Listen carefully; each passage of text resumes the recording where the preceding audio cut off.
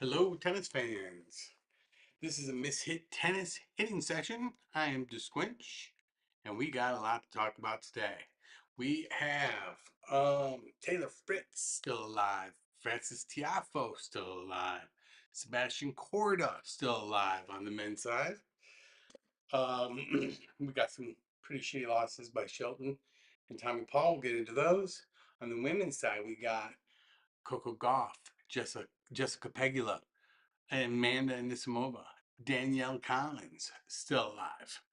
We lost Emma Navarro. We lost Madison Keys. Oh, Maddie, we lost. I've been talking so much about you, how you're going to be the one to shoot up out of that pack of three there, but no, that's not how it shook out. So we've got that.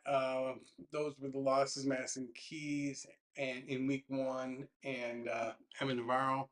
So we'll talk a little bit about that, and then got a couple long shots out there. I think Riley Opelka's still alive on the men's side. I think uh, oh, Nakashima's still alive. He's fighting to get into the top 25. We wanna include him. He's playing really well. Um, one more win. I think he's around 30th right now. So a couple wins and he could shoot up in there. We've also got a long shot, about 45th in the world, I think, Ashlyn Kruger on the women's side. And I think I may have left somebody out. So if I did, I apologize. But yeah, all that to kind of recap week one, and then we'll take a little look at what we got going forward. And just like we did for Indian Wells, we will be here every day until there's no Americans left in the tournament. So without further ado, let's hit some balls. Oh no, I gotta fix something real quick. There. Sorry about that. If I put my screen share window down and out, it like blacks out on me and I have to reattach it sometimes. So that's what just happened there. So where do we start? Where do we start? Well, let's start with the schedule. It's always a good place to start. What we have here is we are here, right? Week 13 on the tennis schedule, which actually starts prior to the new year based on the days of the week, whatever. Second week of Miami, the Sunshine Double. We will not have a Sunshine Double winner. I think Federer was the last one to do it. It would have been Mira Andreeva on the women's side, and Anisimova took care of business against her last night. And then on the men's side, it was Draper, and Draper lost in like the first or second round. So the great British Hope, glad to see that. So yeah, we're right here, and then after this week, it's going to get a little slow, right? They got you've got a couple clay court things. I think U.S. clay court in Houston, which is at 500. You know, we switched to clay season, and then you've got this shitty Monte Carlo, 1 weeker for the men. Um, this tournament kind of sucks, but you'll also have a Billie Jean King Cup match for the women that same week. So that'll be a little interesting. We'll have to see how that shakes out. Maybe we'll do a little bit more than just Monday, Thursday. We'll have to figure that out. Part of this year's effort is to just go a full year doing this to see what the right cadence is. I don't think I kind of have to prove to myself that I'll stick with it for a full year before I actually like start marketing this and trying to make it good enough to get more viewers. But to anybody who has found me and has watched some of my videos, thank you much. I'm sorry, it's very amateur. Okay, so we got Monte Carlo, and then we'll go into the Madrid, Rome, Paris, like this whole stretch, right? The Clay Slam would be for the men to win all of these. I guess the women would be to win these. So that'll be fun. That'll be fun. I'm not calling these full everydayers because they're not on U.S. soil, but we'll see if that shakes out also. So, anyways, that's the schedule. What else? The Matrix. So, nothing to update this week. Nothing to update this week because you see how there's 2 weeks between these last two. That's because they don't update the rankings in the midweeks of these 2 week men's and women's tournaments. So there's been no movement basically uh, at the top, anyways. So yeah. So there's not much to do here, right? We lost Navarro and we lost Keys, 5 and 10. Yeah. So like this little 3, 4, 5 bracket ever since Keys made her move, I was expecting there to be some interplay in there and perhaps Keys to move up. But she exited early, and Coco seems to have gotten rid of like the yips she had on her serve at Indian Wells. So I think, if anything, Coco's going to cement, like when I say cement, I mean gather some enough points to like feel pretty confident nobody's going to come take 3 away from her anytime quickly. Okay, so that's that. We don't need to spend much time there either, I don't think. We don't need to spend much time there. I guess we could just do a quick little, we'll go over the brackets and we'll see if anything's interesting. Um, Let me go ahead and check I don't ever do this often enough, but let me make sure YouTube thinks my stream is good. Excellent. Okay, good. Okay, so everything's going good. Let's take a quick look at the brackets and then maybe see what's coming up today, because we do have some heaters today. We're going to start with the men's side, because the men's side is like half a bracket behind the women's side. The women's side has completed into the round of 16. There's 16 players left. The men's side still has to play this top half of the draw today to also get to that place, right? To have 8 left on each half of their draw, 16 players left. So some of these are round 3 matches. Um, for the men, they're going to be playing these matches today. And for the women, they're going to be playing, they've already made it to the round of 16, and they're going to be playing all of those round of 16 matches today. So then they'll get their day off tomorrow. The men will play all of their round of 16 matches tomorrow, and then they'll get their day off Wednesday, and then they just kind of run through. Um, I'm not sure if they have a split day, men on Saturday, women on Sunday, finals like they did for Indian Wells. I'm not sure how it shakes out at the end there, but we'll look into that. I'm sure it'll come up in the next day or two. So, what next? Let's go back to the mat and just see what we got going today. So we're really only going to worry about this top half, and then we'll just take a good glance. Like, what's going on today? Tiafoe versus Arthur Fils, 16 versus 17 seed. Wow. I mean, Fils is France's up and coming young gun. Kind of made a fool of himself at Indian Wells. Fired his coach. Like, he's kind of like Shelton. Like, he acts like he's won a match before he's actually won a match. So Tiafoe, see if we can do him. Tiafoe, I mean, he plays great on American soil. He hasn't done much off American soil for a while now. Go ahead and put in comments if you think that's a bullshit statement. I don't know that I have the stats to back it up right now. But from what I can recall, he does well in some U.S. tournaments, but he's been unable to really move past 15th in the world for a long time now. So Opelka is the long shot. We still got him alive. So he's the big serve, super tall guy, 6'8", 6'9", whatever he is. I mentioned him in the opening. Taylor Fritz and Shapovalov. Shapovalov has been playing good tennis, but he's also crapped out. I think he crapped out early in Indian Wells. So that might be the match of the day on the men's side. Fritz Shapovalov. Definitely going to tune into that one. Then you've got, okay, so that's it. So today, Fritz and Tiafoe with a long shot Opelka. Then the men will be at their 16. So who's already secured their spot? Sebastian Korda basically is going to knock Tsitsipas out of the top 10. Tsitsipas, just has been kind of, oh man, he's not as good as he used to be.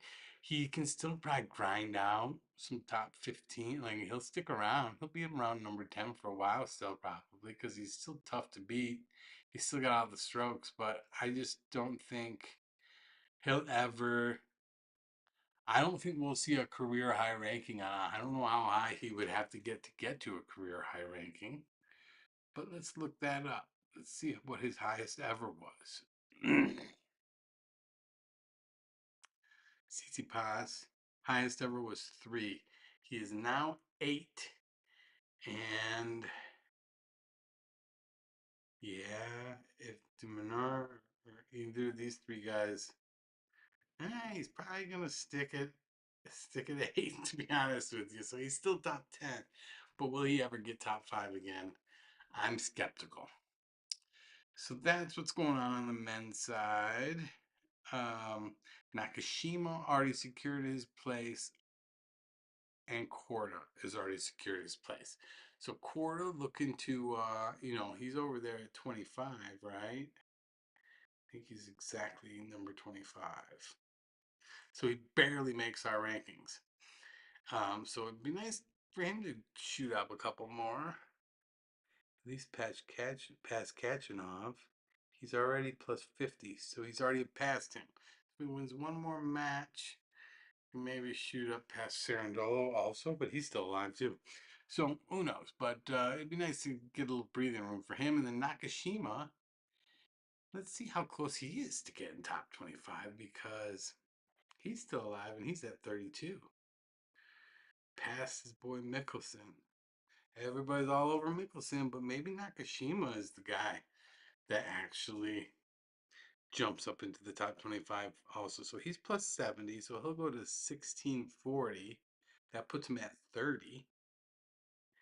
If he can win one more match, he goes to 1465.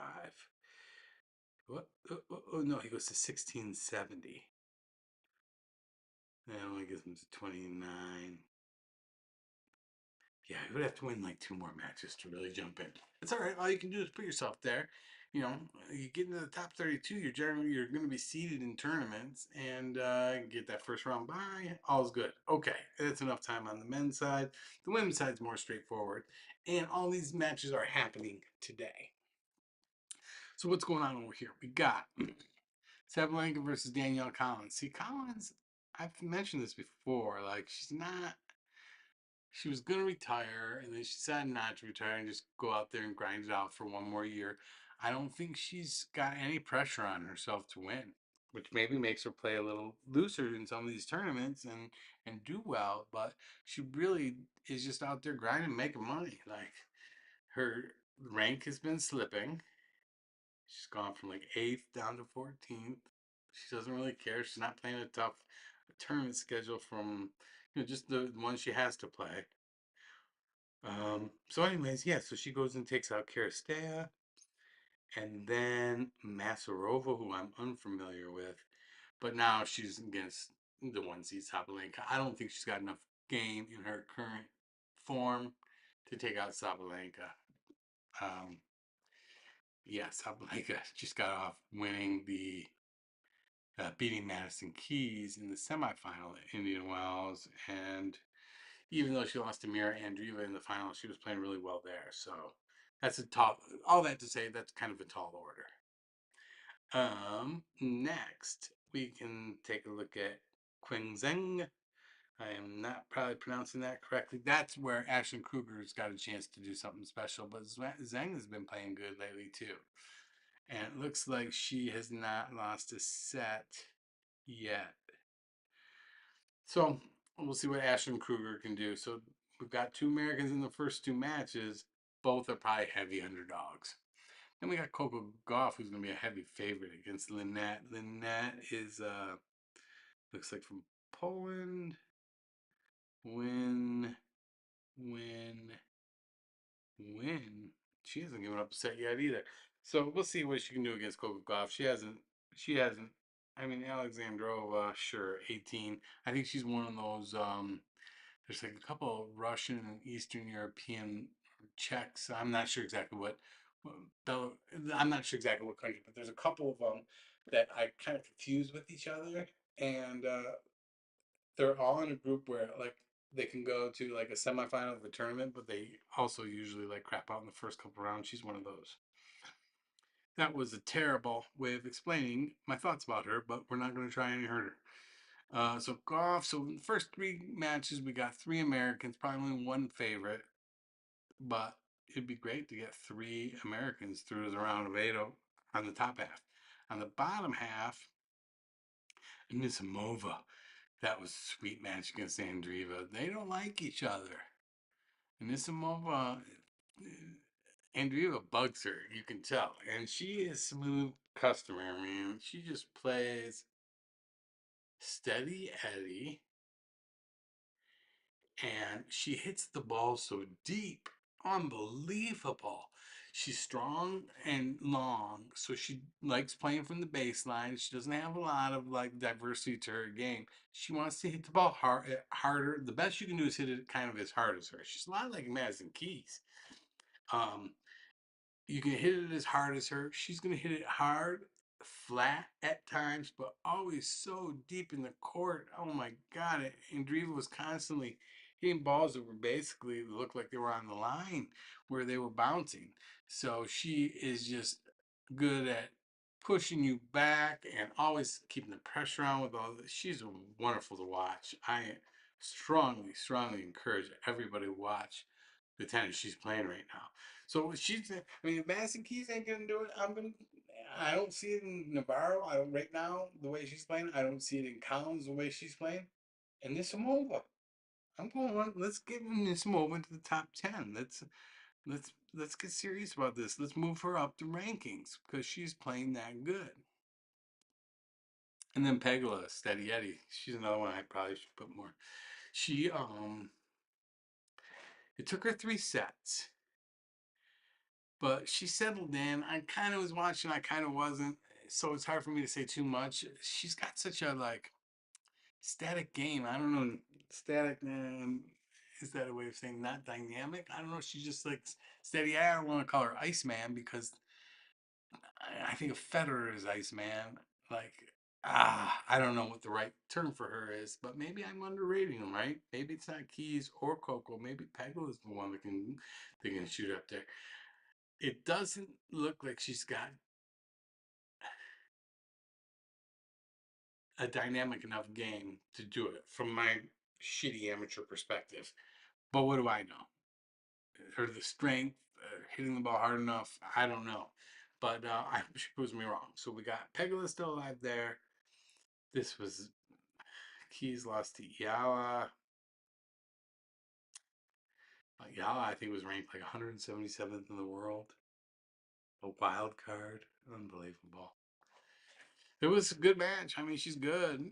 Not that good, though. Madison Keys, come on. Like, where have you been since Australian? Like, I mean, since that Sabalenka match, it's almost like she lost some confidence. Sabalenka beat her so bad, right? That was the 6-0, almost 6-0. It was 6-0, 5-0. She won a game to lose 6-0, 6-1 in the semifinal at Indian Wells. And boy, oh boy. Badosa, Svitolina, Swiatek. So no more Americans down there. So, I guess maybe we can just talk for a second about Ben Shelton, and then maybe we'll get out of here. Ben Shelton is the most frustrating player I've watched and rooted for in a while. And the reason why is because he it's like he's trying too hard to be. I mean, he's going to be a huge social media star. He's a young, incredibly good tennis player with a team, and a bunch of companies want to make money off him as a spokesperson and whatnot. He probably has a million, opportunities coming to him at all times from a sponsorship perspective. A lot of that stuff is going to play out on social media. So, in addition to that, he kind of likes the spotlight, clearly likes the spotlight and the celebrityness of kind of where he's gotten with his tennis career. He's going to be huge anyways, and he's kind of good at like that, and he's photogenic, so it's going to work out just fine. He's going to be bigger and bigger from a social media perspective also. But why does he have to like take on some like douchey social media personality. And what I mean by that is like, why? I just hate that he fucking thinks he's won the match before he's actually won the match. And then he does the little face movements like, I'm nasty. Oh my God, I'm so nasty. He's a good shot. Like he's a basketball player that just fucking dunked. That's fine. I love that stuff, to be honest with you. But do it when you got the fucking match in hand. You didn't have that match won. You weren't even close. And then you do shit like that, and now you heaped a bunch more pressure on yourself. Oh my God, I'm gonna look like an idiot if I just made all these made for fucking social media moments with my facial expressions that are gonna blast off to a million and go viral all over the place to anybody who likes tennis. And then at the fucking bottom, the score shows I lost. I don't know. I just don't get it. I don't get it. I don't get it. I don't like it. Like, he needs to win a little bit more. And then I want him to do that shit nonstop. He has to win a little bit more. No, I guess he doesn't. I mean, he's ranked 13th in the world. Everybody knows he's good. It would be nice if we get to another semifinal pretty soon here, though. And then he also has to do it in matches that he's actually going to fucking for sure win. Jesus. All right, that's enough of my rant on him. I've done it before. It was explained, I guess, a little differently than I had explained it before, so hopefully that was helpful. Um, let's try to think here. Is there anything else? Yeah, let's go and check out what tennis matches there are today. Sometimes I like going to ESPN for that because they're organized a little better. Okay, remember we talked about the men are playing the just half their draw to get to their final 16 players. So we got Opelka playing right now. Looks like he's in a tiebreaker against Mahach. I think that's how you say it. Mahach. Makak. It looks like he's getting his ass kicked in this tiebreaker too. So it might be the end. The end is nigh. Taylor Fritz and Shapovalov at 10:30 my time, so in about a half hour. Francis Tiafoe and Arthur Fils at 12. Oh my God, we have a great morning of tennis. A great morning of tennis. Unfortunately, I have a lot of work to do, but I will certainly have it on. And I bet you I will watch a little bit. Maybe even more than a little bit. Okay, on the women's side, this is the round of 16. So they're in round 4. Round of 16. See, all these matches are round 3. Osaka and Paolini have already started. Ooh, that's a good matchup. Paolini and whoever she played yesterday, maybe I saw a big argument type thing happen. I don't know if that was a legacy clip, but yeah, funny to see people yelling at the refs. I think they speeded it up, and it was a camera from like the back, and they both kept coming in and out to yell at to the referee. I don't know exactly. Uh, okay, so anyways, Ashton Kruger with the long shot, hopefully against Zheng Quen. Zheng Quen? Zheng Quen? I wonder if anybody could ever teach me how to say that correctly. Thank you. I would be much appreciated. Sabalenka Collins, we talked about that. Tough. Coco, come on. Let's roll through there, Coco. Come on now. And then Anisimova and Pegula. Like, wow. 1, 2, 3, 4 out of 8 matches in the round of 16. 5 feature American. That's great. That's great. I love it. So that's going to be fun to watch. I will get into that later. I don't think we need that. So yeah, just like I mentioned at the opening, let's switch out to main cam. So yeah, like I mentioned at the opening, we will go every day this week until there are no Americans left. And yeah, should be a good time. So let's close there. Thanks for joining. Like, subscribe, all that stuff. Yeah, let's pick up these balls and get out of here. Thanks.